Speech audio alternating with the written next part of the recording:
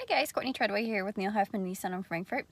In observance of Daylight Savings Day, today we're going to show you a couple videos on how to change your time settings in your Nissan vehicle. Looking at your vehicle display screen, the first thing you want to do is press the Enter Settings button. Once you have it turned on, turn the dial to the right until you get to Clock Adjust. Once you are there, press Enter, and then you can change the hours. Turn your dial left or right to adjust your hour time.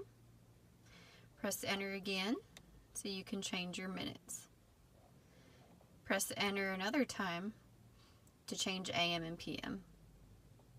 When you're done, press Enter, and you have successfully changed your time.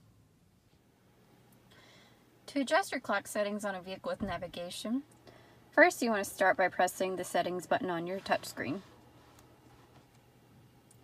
Then press the clock button. And now you have the option to adjust your hours and minutes simply by pressing the plus or minus button.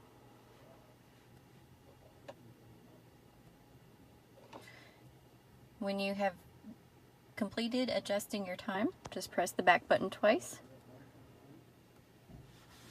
and you have successfully adjusted your time. We hope you enjoyed the videos. Please let us know if you have any questions. Thank you.